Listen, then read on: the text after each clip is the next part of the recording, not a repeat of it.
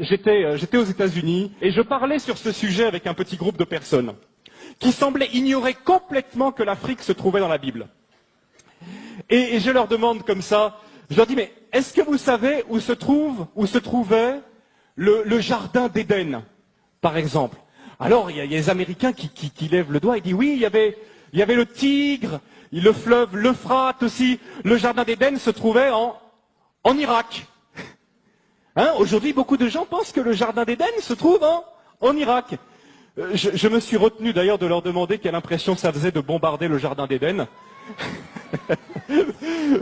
Mais je leur ai dit au lieu de ça, mais vous savez, on oublie toujours quelque chose. Regardez ensemble rapidement, parce que c'est quand même beau. Pour voir que, quand même, on oublie, mais le plan de Dieu pour l'Afrique est très tôt. Regardez dans Genèse chapitre 2 avec moi. Regardez la description du jardin d'Éden. Le jardin d'Éden, il y avait 4 fleuves qui sortaient. Qui étaient ces fleuves et où étaient-ils?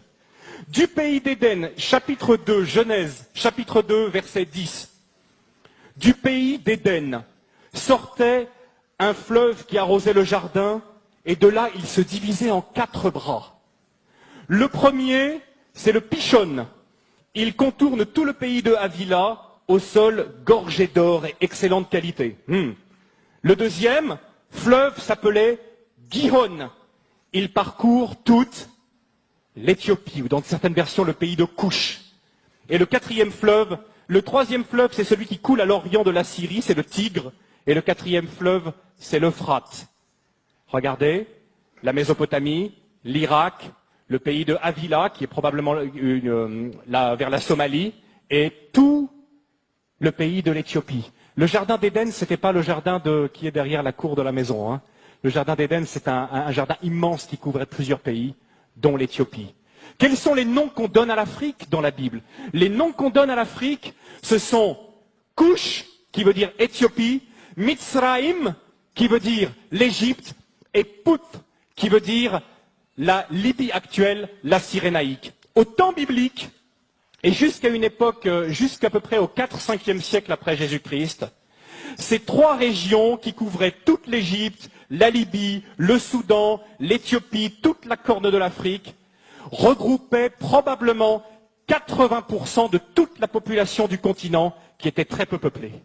Donc toute l'Afrique presque se retrouvait à Couche, Mitzraïm ou Put. Et, à la surprise générale pour certains, c'était des pays noirs.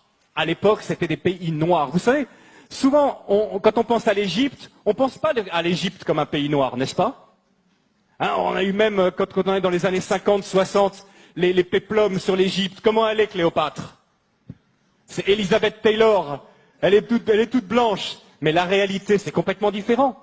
Toutes les recherches historiques ont montré qu'à l'époque de Moïse, ont montré qu'à l'époque biblique, l'Afrique était un pays noir. Et d'ailleurs, il suffit de regarder les hiéroglyphes aujourd'hui pour voir toutes ces femmes égyptiennes avec les cheveux tressés qui ressemblent à s'y méprendre aux Peuls du Sénégal. Des recherches ont montré que les Peuls du Sénégal, pour ceux qui les connaissent, sont parmi les descendants les plus directs des Égyptiens. Les travaux, entre autres, du professeur Cheranta Diop et d'autres ont montré que l'Égypte était un pays noir, que l'Éthiopie était un pays noir et que la Libye était un pays noir. On l'appelait la Cyrénaïque, avec la ville de Cyrène, ou la Tripolitaine. C'est un pays noir. Depuis le début, depuis la Genèse, l'Afrique est là, dans le plan de Dieu. Et quand je demandais à ces Américains quelle était la personne, quel était l'Africain le plus connu de la Bible, ils avaient beaucoup de mal à me répondre. Un Africain? Un Africain dans la Bible? L'Africain le plus connu. Et à votre avis, tenez, qui est l'Africain le plus connu de la Bible? Abraham, pas tout à fait. J'entends pas le nom que je cherche. Noé, non, je pense pas qu'il était tout à fait africain. Adam, et si Adam était dans le jardin d'Éden, il était forcément un peu africain. Un bon point pour toi, ma sœur. Moïse. Moïse, né, grandi en Afrique, passé 40 ans de sa vie en Afrique. À une époque, et j'aimerais bien, justement, aujourd'hui, quand on pense à l'Afrique, on pense à quoi? Honnêtement, quelles sont les images qui viennent à nous? Nous qui sommes ici, en Alsace. Je ne sais pas vous qui regardez Internet, là. Mais on pense à des guerres, on pense à des catastrophes, on pense à des famines, on pense à des ennuis sociaux. Voilà les premières images qui nous viennent lorsqu'on pense à l'Afrique. À l'époque de Moïse et au temps biblique, l'Afrique, c'était pas du tout ça.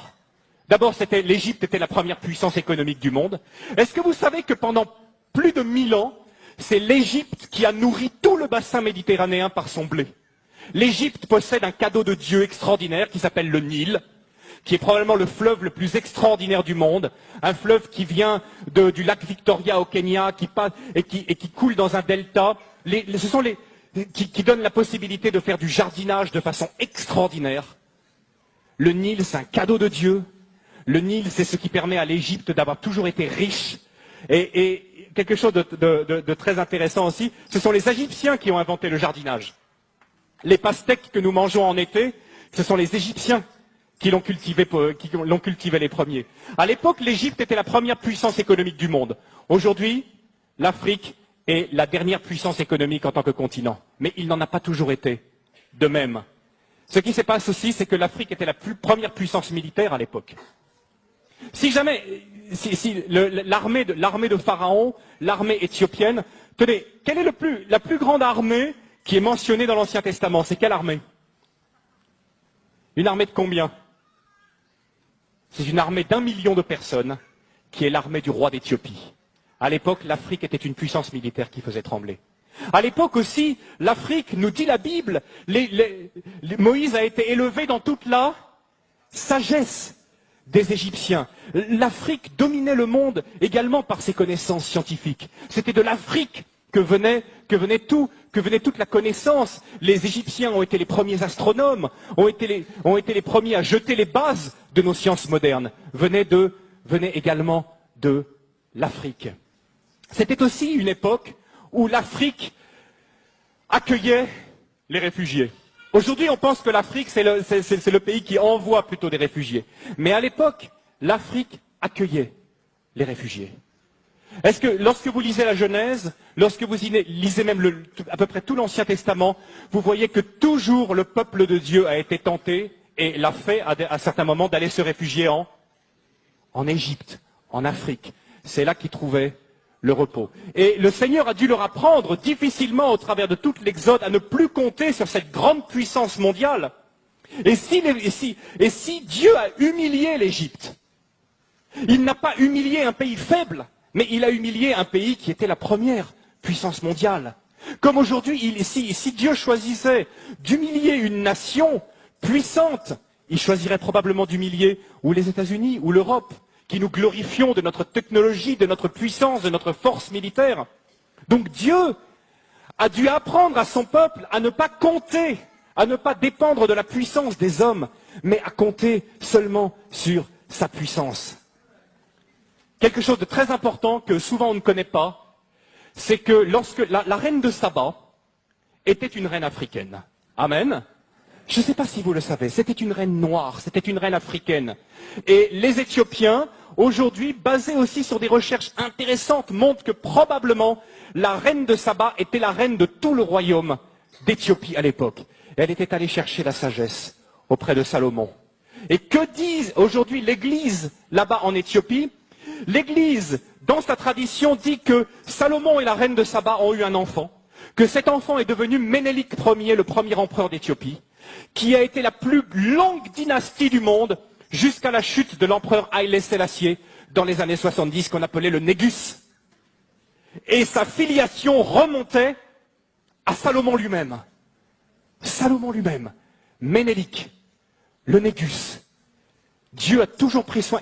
Vous savez, en plus, aujourd'hui, on s'aperçoit qu'il n'y a aucune explication rationnelle à la présence d'un si grand nombre de Juifs en Éthiopie, qu'on a appelé après les Falachas, qui sont revenus en Israël.